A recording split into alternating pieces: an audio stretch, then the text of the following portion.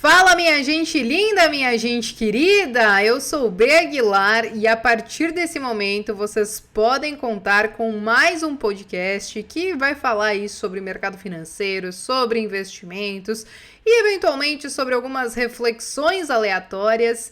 E, gente, sejam todos muito bem-vindos ao Sardinhas no Caribe. E não, gente, não se ofendam com esse nome, Sardinhas no Caribe. Na verdade, aqui a gente tá falando das sardinhas que se deram bem. E só pra gente entender um pouquinho de onde surgiu, né, essa expressão sardinhas, geralmente a gente sempre teve no mercado que os tubarões eram as grandes instituições, eram os bancos, eram as corretoras, e aí o restante, né, a pessoa física era a sardinha. É claro que com o passar dos anos, esse termo, né, sardinha, sardinhada, acabou indo muito pro lado pejorativo, mas não, hoje a gente tá mudando isso porque nós seremos as sardinhas no Caribe, ou seja, nós seremos as pessoas físicas que se deram muito bem e podemos curtir tranquilamente todo o patrimônio que a gente construiu através do nosso trabalho e com o auxílio dos nossos investimentos. Porque sim, gente, eu já preciso começar falando uma coisa, né? É muito difícil você ficar rico apenas investindo na Bolsa de Valores. Eu sempre digo que para você acelerar esse processo, é muito interessante que você tenha assim o seu trabalho, tenha uma fonte de renda e você potencialize tudo isso com os investimentos, com a Bolsa de Valores. Agora vamos lá, gente.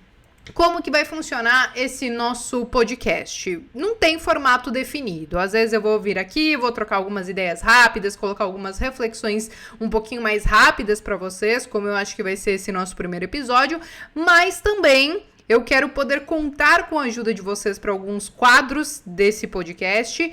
E aí a gente pode intitular um deles como Bea Me Ajuda. E aí para você mandar a sua mensagem pedindo alguma ajuda ou contando alguma história que vale a gente trazer essa reflexão aqui para o podcast, você pode acessar agora o sardinhasnocaribe.com.br e você pode mandar a sua mensagem por lá, beleza? Aí eu vou selecionar, claro, as mais relevantes e trazer aqui para o nosso episódio alguma história e tudo mais, porque eventualmente a história de um pode acabar se repetindo para outros e se a gente conseguir encontrar uma solução bacana ou conseguir ajudar de alguma maneira, talvez ajudando uma pessoa a gente consiga ajudar várias. A gente também vai ter algumas entrevistas com alguns assuntos relevantes, então a gente pode eventualmente trazer alguns convidados também. Por isso que eu disse que o Sardinhas no Caribe ele não vai ter um único formato, ele vai ter aí vários quadros que eu acho que a gente vai poder aproveitar da melhor maneira possível todo esse conteúdo sobre mercado financeiro, beleza?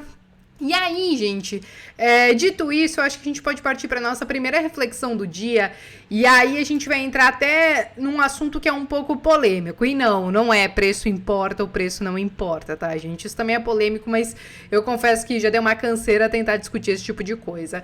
O que eu quero trazer hoje para vocês é: diversificar é para ignorantes? Por quê, gente? Porque certa vez Warren Buffett ele disse, né, que diversificação é a proteção dos ignorantes. Ela faz muito pouco sentido para aqueles que sabem o que estão fazendo. E aí que parece que isso vai meio que contra tudo aquilo que a gente sempre estuda ou que eu e vários outros educadores financeiros sempre passam para vocês. Gente, nunca coloquem todos os ovos em uma única cesta, diversifiquem a carteira de vocês, isso é muito importante, e a gente tenta provar por A mais B que isso faz muito sentido. E aí que a gente tem que fazer a análise de alguns dados, né? Claro que uma vez Warren Buffett disse isso, cabe a gente olhar como estão os investimentos dele hoje, até mesmo para a gente entender como isso pode fazer sentido para a gente ou não, né? Então, quando a gente fala da Berkshire, né, que é a empresa do Warren Buffett, né, pelo menos até 2019, ela tinha aí pelo menos 47 empresas debaixo da asa, né? As principais, ou seja, 70% do portfólio, né, dessa carteira era composta por Apple, Coca-Cola, Bank of America, American Express e Wells Fargo, né? Então, vamos, claro, analisar o tamanho do patrimônio do Warren Buffett, né? Porque é bilionário o camarada. E claro que quando a gente fala de uma carteira da Berkshire em si, é uma carteira gigantesca. Você tem um patrimônio gigantesco e muitas pessoas até poderiam olhar para isso e falar, cara, isso poderia até estar mais diversificado pelo tamanho do patrimônio desse cara. Mas a análise que ele e toda a equipe que eles fazem lá é muito diferente da profundidade da análise que nós, pessoas físicas, né, acabamos fazendo. Quando você fala de analistas que trabalham em instituições, ou que você está gerindo um fundo, ou que você tem uma holding, né, que vai ter várias empresas debaixo do braço, a análise ela não pode ser superficial. Geralmente uma análise feita ela é completa. A pessoa vai na empresa, olha no olho do CEO, conversa com o CFO, conversa até mesmo com ex-funcionários para tentar entender tudo o que se passa na empresa, estuda de cabo a rabo toda a parte contábil, aplica modelos de valuation, faz projeções muitas vezes para 3, 5, 10 anos, né, se é que isso é possível. Então existe uma análise que ela é feita de uma maneira muito minuciosa, e isso porque geralmente as instituições, né, os tubarões que a gente chama, ou os gurus do mercado, eles têm braço para ter toda essa ajuda e conseguir cobrir todos os pontos e todas as esquininhas de determinada empresa, de determinado negócio. Diferente do que a pessoa física eventualmente vai conseguir fazer. Então, nem todo mundo consegue visitar a empresa que quer investir, nem todo mundo tem acesso a conseguir a falar com o CEO de uma empresa, com o CFO ou com os funcionários. Então, muitas das informações que a maioria acaba consumindo são informações que a gente olha no site de relacionamento com o investidor, são informações de notícias. Então, são algumas análises que a gente faz, claro, também dos balanços, dos relatórios, dos DREs que todas as instituições acabam entregando, mas ainda assim é muito difícil, né, que a pessoa física consiga cobrir tudo isso de todas as empresas de maneira minuciosa. Então, por isso que eu acho que é muito difícil a gente, como pessoa física, não querer diversificar uma carteira, né? Então, quando Warren Buffett ele diz assim, diversificação é a proteção dos ignorantes, eu diria que sim, às vezes a gente, eu e talvez você que está ouvindo esse podcast agora, a gente acaba se comparado com essas grandes instituições, com analistas que fazem tudo isso que eu falei para vocês, às vezes a gente é ignorante, então, porque a gente não consegue ter uma profundidade muito grande na hora de analisar um ativo, mas eu acho que a gente faz de forma suficiente para entender o porquê eu tô colocando aquilo na minha carteira, se aquilo faz sentido, quais foram os motivos que me fazem acreditar nesse negócio, principalmente quando a gente olha para médio e longo prazo. Então, apesar de a gente não conseguir às vezes fazer uma análise do jeito que a gente gostaria, ainda assim eu acho que muitas vezes ela é sim o suficiente para a gente conseguir montar uma carteira desde que ela seja diversificada. E aí que vem a pergunta. Muitas pessoas falam, poxa, Bea, mas qual que é o número ideal para eu conseguir diversificar a minha carteira? Não existe número ideal na minha concepção, tá? Eu acho que depende muito do patrimônio que você vai ter investido. Então, não adianta eu falar que, olha, eu acho que você vai começar a estar diversificado se você tiver pelo menos umas 8 ações diferentes na carteira. Mas não adianta eu falar que você, com R$1.000, vai ter que ir lá e comprar 8 ações. É óbvio que você tem um mercado fracionário e você poderia fazer isso.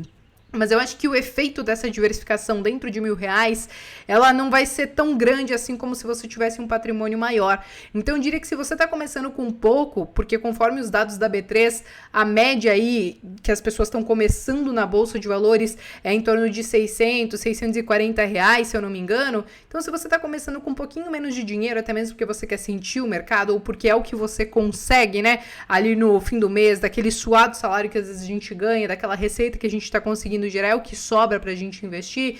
Então eu diria que você não precisa estar preocupado em diversificar tudo de cara. Eu quero ir lá e já comprar 8 ativos, 10 ativos, 12 ativos, porque eu acho que isso aí é o que vai me deixar diversificado. Você pode começar aos poucos e dá tempo, cara. Você pode comprar uma ação por mês, 2 ações por mês e ir diversificando sua carteira ao longo do tempo. O importante é que você tente estruturar a sua carteira de maneira que ela consiga ir bem quando o mercado está bom, quando a gente está vivendo um período de bonança, mas que ela consiga estar diversificada o suficiente em números de empresas e também de setores diferentes, para que quando o caldo azede, como foi em 2020, no meio de uma crise, a sua carteira não sofra tanto, ou que ao menos você tenha uma estratégia de maneira a se recuperar muito rápido. Então, não existe um número exato.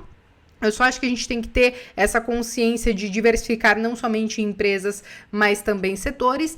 E claro que existe, gente, uma questão de não pulverizar a carteira. E o que é pulverizar a carteira, né? Quando você começa a colocar tanta coisa na sua carteira, porque parece que tudo que você olha no mercado você gosta e coça a mão para você comprar. E eu confesso que eu já passei por isso, né, alguns anos atrás, que você começa a enfiar um monte de coisa na carteira e de repente sua carteira ali tá cheia de ativos, só que você não consegue acompanhar a performance de tudo isso. E por quê? Porque você tem que colocar na sua carteira um número de ativos que você consiga estudar, que você consiga, quando sai o resultado daquela empresa a cada trimestre, ou que você consiga olhar pelo menos uma vez a cada 6 meses e tudo mais, você entender qual foi o resultado que aquela empresa entregou, o que está acontecendo, quais são os projetos dela, dentro da minha carteira, eu tô conseguindo acompanhar o que tá indo bem, o que tá indo mal, rebalancear essa minha carteira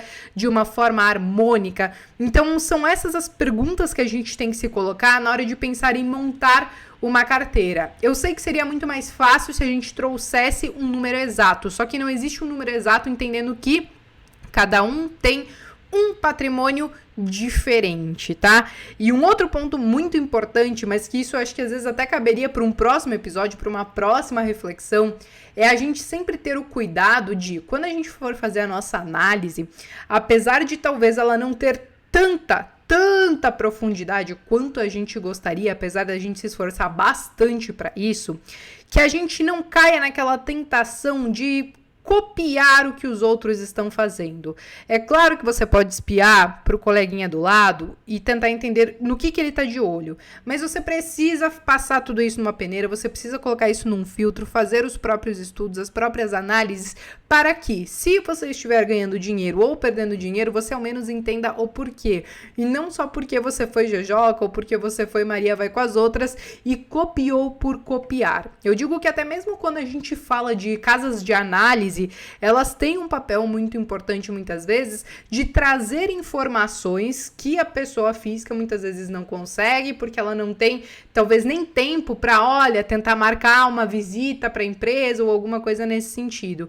Mas ainda assim, por mais que tenham as indicações, as recomendações, é importante que você coloque tudo isso em análise e que tudo isso passe no seu próprio crivo antes de você colocar na sua carteira. Mas eu sei que mesmo eu falando tudo isso, a gente ainda vai ver muita gente, às vezes, copiando as carteiras de outras pessoas, mesmo sem fazer uma análise aprofundada. A gente viu isso acontecer também, né, alguns meses atrás, quando o Warren Buffett ele acabou investindo 560 milhões de dólares em ações, né, de uma mineradora canadense, né? E aí, com essas notícias, as ações da mineradora, que era a Barrick Gold, ela acabou fechando com uma alta em um único dia de mais de 11%, quase 12%, e tudo isso pelo simples fato de que as pessoas ficaram sabendo que o Warren Buffett estava investindo em tal empresa, então a galera às vezes corre também para investir no que os outros estão investindo e muitas vezes sem saber se isso faz sentido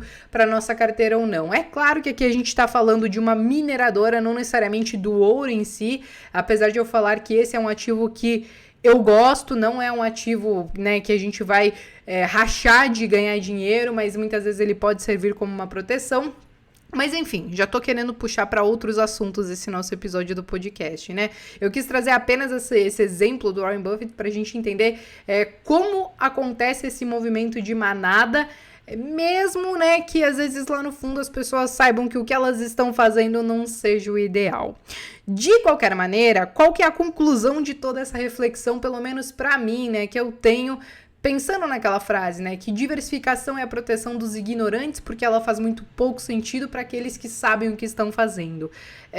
Que sim, eu acho que a pessoa física que às vezes não consegue fazer uma análise tão aprofundada, ela vai acabar tendo sim que fazer uma carteira diversificada a fim de tentar mitigar riscos. Agora, se você acha que você faz uma puta de uma análise, que, cara, você manja muito de análise fundamentalista, de contabilidade, de análise de balanços, e que você conseguiu cobrir de cabo a rabo, inclusive, por alguma razão, você conseguiu ir lá e conversar com um monte de gente da empresa, aí tudo bem. Eu acho que vale a pena você talvez botar mais fé num negócio que você conseguiu fazer todo esse estudo e focar naquilo. Caso contrário, eu acho que a pessoa física tem que ter cuidado na hora de montar uma carteira, pensando na diversificação e cuidando para não ficar pulverizado, beleza?